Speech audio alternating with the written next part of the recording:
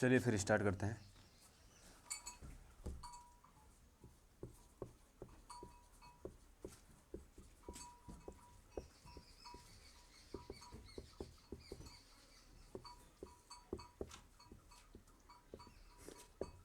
यही पढ़ रहे थे ना, पिछले वीडियो में हम लोग प्रेजेंट इंडेफिनिट के बारे में पढ़ रहे थे। इसमें हम लोग पढ़ चुके थे कि इसमें 4 तरीके से सेंटेंसेस बनाए जाते हैं: एक्टिव वॉइस, पैसिव और कॉम्प्लीमेंट्री सेंटेंसेस एंड होता है पजेसिव सेंटेंसेस। एक्टिव वॉइस में क्या होता है, उसका स्ट्रक्चर होता था सब्जेक्ट प्लस V1 या फिर V5 प्लस ऑब्जेक्ट, ये होता था आपका एक्टिव। पैसिव में क्या होता था आपका कि सब्जेक्ट होता था plus is MR plus V3, ये होता था आपका पैसिव का। कॉम्प्लीमेंट्री में होता था सब्जेक्ट प्लस इज MR के बाद जब नाउन या कि फिर कोई एडजेक्टिव आता था वो कॉम्प्लीमेंट्री आपका होता था ना कॉम्प्लीमेंट्री, यानी कि ही इज वाइज, वो बुद्धिमान है। तो देख रहे हो आप ना कि यहाँ पे एडजेक्टिव यूज हुआ है, तो ऐसे होता था कॉम्प्लीमेंट्री में। और एक होता था पजेसिव, यानी कि I have a car, I have a car, तो ये आपका होता था पजेसिव। ठीक है, आज इससे आगे देखेंगे थोड़े, एक दो चीज़ें और भी देखे थे हम लोग कि यूनिवर्सल ट्रूथ होता है, इसी में यूज होगा प्रेजेंट इंडेफिनिट में हमेशा। मैक्सिम होगा कहावत, हमेशा प्रेजेंट इंडेफिनिट में यूज होगा। तीसरी चीज़, कोई साइंटिफिक फैक्ट होगा प्रेजेंट इंडेफिनिट में यूज होगा। मैथमेटिकल फैक्ट होगा प्रेजेंट इंडेफिनिट में यूज होगा। ठीक है, जैसे अर्थ, जैसे यहाँ पे एग्जाम्पल अगर मैं बोलूँ, अर्थ इज रिवॉल्विंग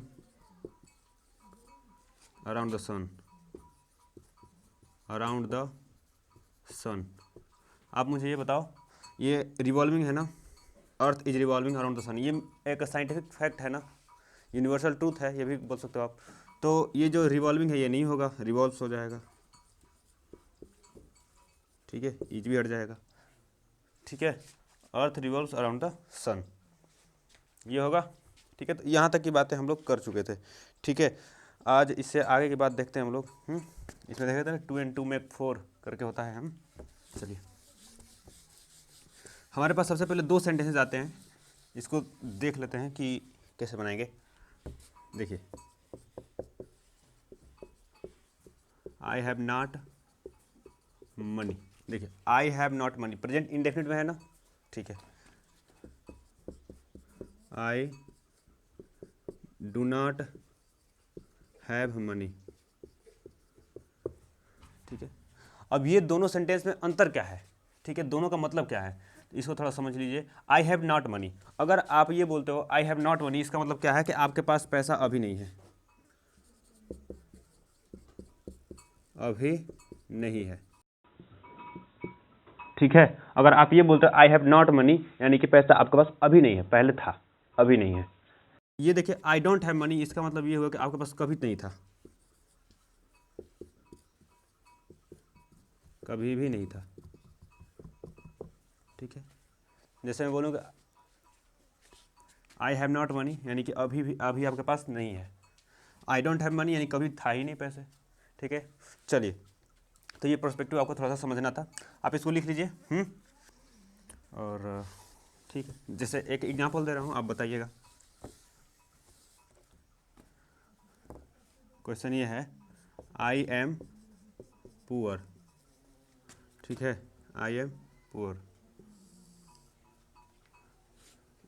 इसमें A number, I do not have money, या फिर B number, I have not money. बताइए कौन सा होगा दोनों में से, सोचिए तो, सोचिए कौन सा होगा।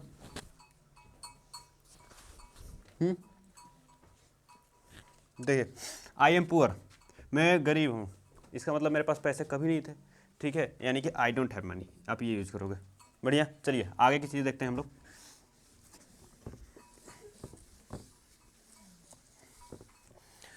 पॉइंट 2, पॉइंट 1 तक कर लिए थे ना हम लोग। पॉइंट 2 देखिए, क्या होता है कि adverb of frequency, adverb of frequency हमेशा आप, कुछ वर्ड्स हैं उसमें के जो यूज होंगे आपके प्रेजेंट इंडेफिनिट में। एडवर्ब ऑफ फ्रीक्वेंसी, ठीक है, एड ऑफ फ्रीक्वेंसी, देखिए इसी में यूज होगा। जैसे आपका हो गया हार्डली, रेयरली,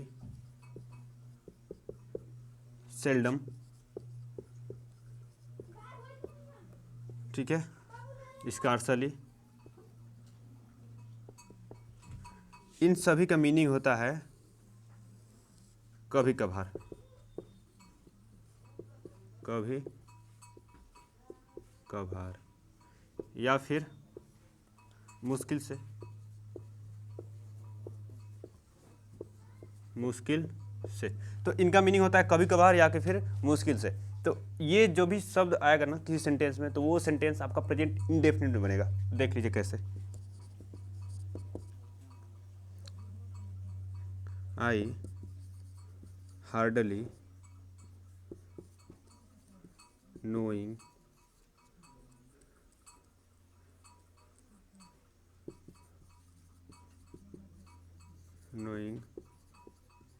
अबाउट यू। यहाँ बताइए तो, अभी मैंने बताया कि जब भी हार्डली यूज होगा तो वो आपका प्रेजेंट इंडेफिनिट में यूज होगा। तो नोइंग ना होकर के यहाँ पे क्या हो जाएगा, नो। ठीक है, I hardly know about you, मैं मुश्किल से ही तुम्हारे बारे में जानता हूँ। आगे देखिए, एक और देख लीजिए। ही रेयरली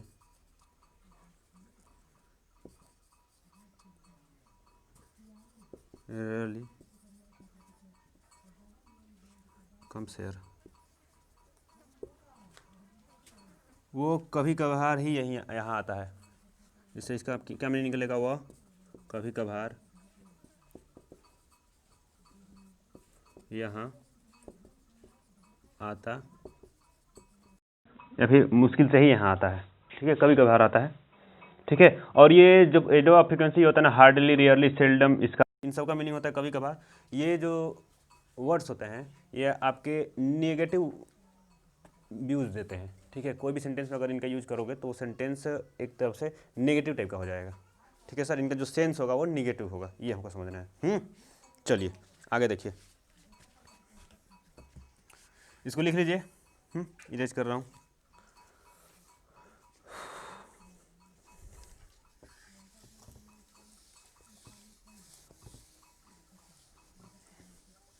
देखिए कुछ वर्ड्स और भी हैं जिनका यूज हमेशा हम प्रेजेंट इंडेफिनिट में ही करते हैं। ठीक है, देखिए जैसे पॉइंट 3 लिख लीजिए,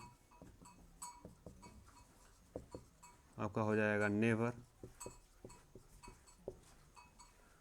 ठीक है, always,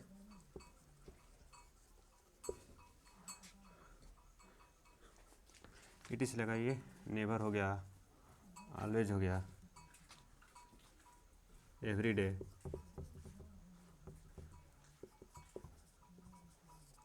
each day, it is. ठीक है, नेवर हो गया, ऑलवेज हो गया, एवरीडे हो गया, ईच डे हो गया, इट इज। ये it is sorry, never, always, everyday, each day, ये सब भी हमेशा प्रेजेंट इंडेफिनिट में यूज होंगे।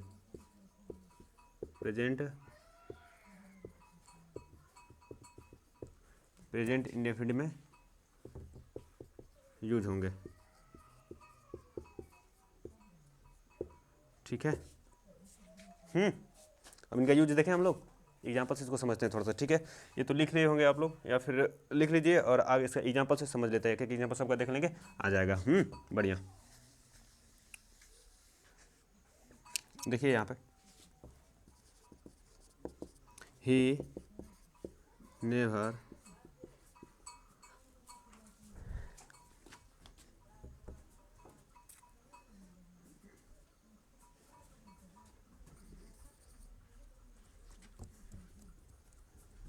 इसका लिखिए पहले, आई ऑलवेज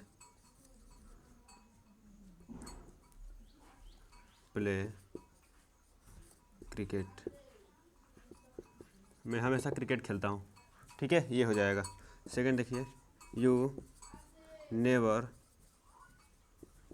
टेल अ लाई, तुम कभी भी झूठ नहीं बोलते हो। और इसका देख लीजिए, everyday, he goes to temple every day. ठीक है, तो इनका यूज हमेशा होता है प्रेजेंट इंडेफिनिट में।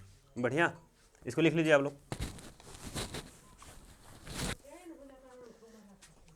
चलिए आगे देखिए।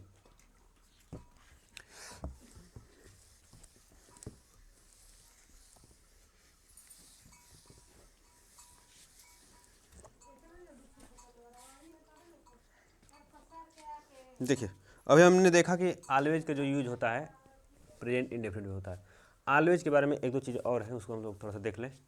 देखिए always,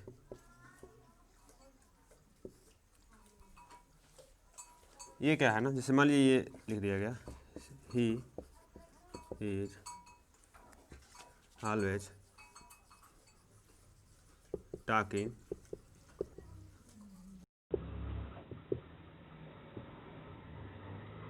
class. He is always talking in the class. इसका मीनिंग क्या निकला? ठीक है, अब देखिए ये सेंटेंस सही है गलत है, सबसे पहले ये बताइए। मैंने अभी बताया कि ऑलवेज का यूज प्रेजेंट इंडेफिनिट होता है, यहाँ पे तो मैंने प्रेजेंट कंटिन्यूस में यूज करा है ना, तो यहाँ पे ये सेंटेंस सही है। देखिए ऑलवेज का जब मीनिंग ये निकले, ठीक है, यहाँ पे कि ऐसा काम जो आप कर रहे हो कुछ ज़्यादा ही कर रहे हो, जितना नहीं होना चाहिए था, तो उस सेंस में ऑलवेज का यूज प्रेजेंट कंटिन्यूस में आप कर सकते हैं। ठीक है, जैसे इसका मीनिंग ये निकलेगा कि he is always talking in the class, कुछ ज़्यादा ही, यानी कि कुछ ज़्यादा ही बात कर रही है, कुछ ज़्यादा ही, जितना नहीं होना चाहिए था, जितना नहीं होना चाहिए था, कुछ ज़्यादा ही हो रहा है ये काम जो कि नहीं होना चाहिए था। एक और एग्जांपल देखते हैं हम लोग। यू आर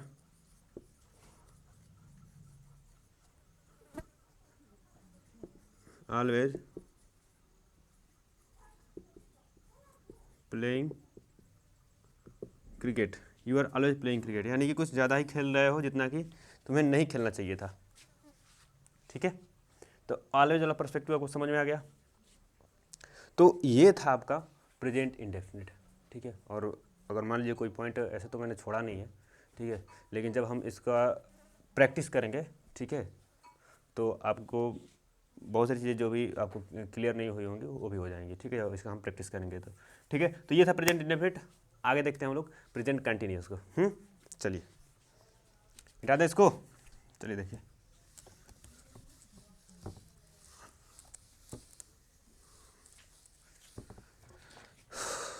एक चीज़ और छूट रही है, उसको देख लेते हैं हम लोग। प्रेजेंट कंटिन्यूस करने से पहले एक चीज़ और है प्रेजेंट इंडेफिनिट में, उसको कर लेते हैं। Here and there. देखिए जब भी हेयर देयर से शुरू हो कोई सेंटेंस, ठीक है, हेयर देयर, उसके बाद आप V1 यूज करिए, V5 यूज करिए, ठीक है, उसके बाद आप सब्जेक्ट यूज करेंगे। ठीक है, कब? ठीक है, जब ये सब्जेक्ट जो होगा वो नाउन होगा, सब्जेक्ट हो चाहे कुछ भी हो, यहाँ पे जो वर्ड होगा वो नाउन हो। ठीक है, तो यहाँ पे वर्ब बीच में यूज होगा, दोनों के बीच में, हेयर देयर और ये। ठीक है, जैसे देख लीजिए, हेयर कम्स, जैसे यहाँ पे ऐसे लिखूँगी, here Ram is coming, here Ram is coming, यानी कि ये सेंटेंस आपका रॉन्ग है, ये ऐसे बनेगा, हेयर कम्स राम। ठीक है, ये सही होगा। लेकिन ये नाउन है ना, अगर ये सब्जेक्ट जो है वो प्रो नाउन हो जाए, ठीक है, अगर ये प्रो नाउन हो जाए, कौन सा, ये सब्जेक्ट आपका, ठीक है,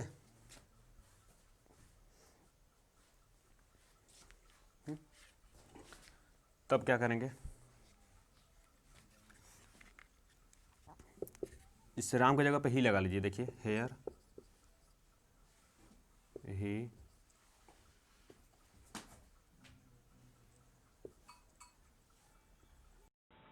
कम्स। कहने का मतलब ये है कि जब ये प्रोनाउन हो जाएगा ना, तो जो ये वर्ब है ये बाद में हो जाएगा, सब पहले हो जाएगा। ठीक है, इसका मैं स्ट्रक्चर लिखवा दे रहा हूँ यहाँ पे, ये मिटा करके। ये नाउन होगा तो ऐसे लिखेंगे, जैसे प्रोनाउन हो जाएगा तो क्या करेंगे, here there plus pronoun plus V1 या फिर V5। Example, here he comes. ठीक है, तो ऐसे बनाएंगे इसको। बढ़िया, चलिए मिटाते हैं इसको, आगे देखें।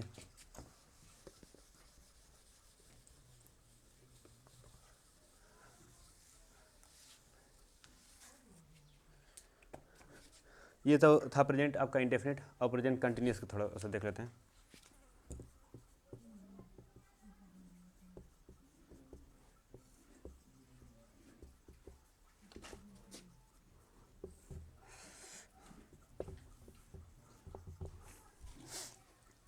प्रेजेंट कंटिन्यूस, हाँ देखिए इसमें क्या होता है कि अभी कौन सा काम हो रहा है, एट प्रेजेंट में। एट प्रेजेंट में जो काम हो रहा है, ऐसे सेंटेंसेस को हम लोग लिखते हैं प्रेजेंट कंटिन्यूस में। और इसमें दो तरीके से सेंटेंस बनाते हैं, एक होता है आपका एक्टिव और एक होता है पैसिव। दो तरीके से इसको बनाते हैं हम लोग। एक होता है आपका एक्टिव, एक होता है पैसिव। ठीक है, एक्टिव का स्ट्रक्चर क्या होता है देख लीजिए, subject is MR plus V1 ING plus object, ये होता है। जबकि ये पैसिव वाले में होता है, सबसे पहले आपका जो है ऑब्जेक्ट आएगा plus is MR plus being plus V3। ठीक है, तो ये आपका स्ट्रक्चर होता है पैसिव का। आगे देखें हम लोग, चलिए इसको लिख लीजिए आप लोग स्ट्रक्चर को, ताकि आगे हम लोग अपना काम बढ़ाएं। ठीक है,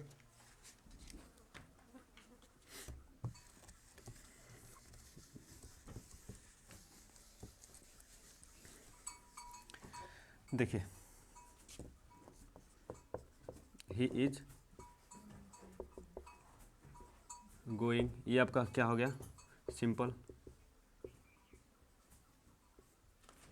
ठीक है, या फिर आप इसको अफर्मेटिव बोलते हैं ना, अफर्मेटिव। अफर्मेटिव हो गया, he is not going, negative,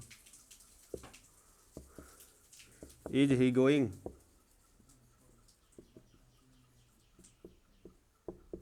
ये क्या हो गया, इंटेरोगेटिव।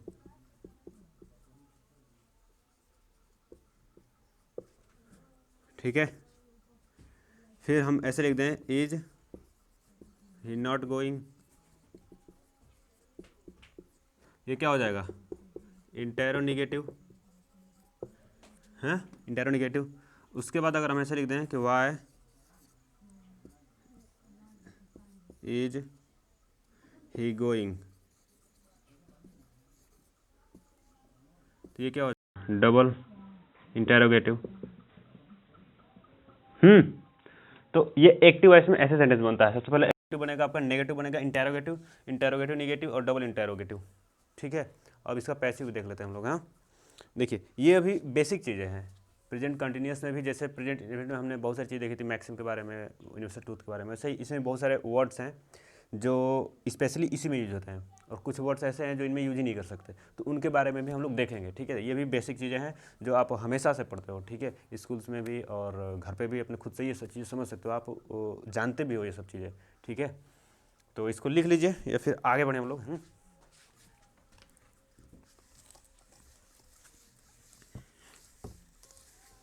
चलिए ये देखिए, एट प्रेजेंट और इन प्रेजेंट, एट प्रेजेंट और इन प्रेजेंट में अंतर और इसमें यूज कैसे करते हैं इसको प्रेजेंट कंटिन्यूअस में, ये देखेंगे हम लोग। देखिए एट प्रेजेंट का मतलब होता है ना कि बात करते समय, इसको लिखते जाइएगा, ठीक है। ये जो चीज़ें हैं ना ये आपको नोट्स करना बिल्कुल ज़रूरी है, क्योंकि ये कह सकते हैं कि इम्पोर्टेंट है, ठीक है। इन प्रेजेंट ये होता है बात करते समय नहीं, वर्तमान में, लेकिन बात करते समय नहीं, वर्तमान में लेकिन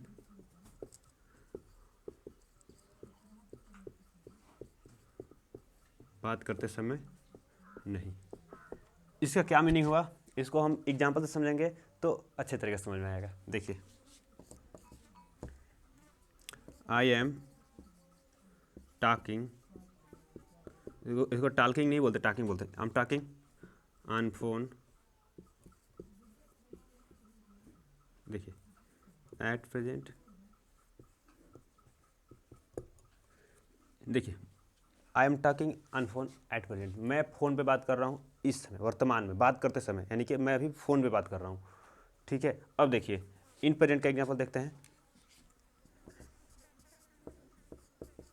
ही इज प्रिपेयरिंग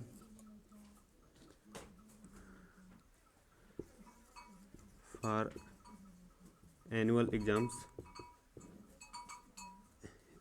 अब बताइए एट प्रेजेंट या इन प्रेजेंट, ठीक है। वह वार्षिक परीक्षा के लिए तैयारी कर रहा है, ठीक है। तो एट प्रेजेंट यानी कि बात करते समय तो नहीं कर रहा है ना, आजकल कर रहा है, इन दिनों कर रहा है, ठीक है। तो इन प्रेजेंट होगा यहाँ पे, ये नहीं होगा, in present. He is preparing for annual exams in present, present में, ठीक है, यानी कि बात करते समय नहीं। जैसे ये बोल दें हम लोग कि यू आर व्यूइंग वीडियोज, ठीक है, आप वीडियोज देख रहे हो एट प्रेजेंट की इन प्रेजेंट। तो आप अभी देख रहे हैं ना, आप अगर अभी देख रहे हैं तो एट प्रेजेंट बोलेंगे, ठीक है। लेकिन अगर आप ऐसे बोलेंगे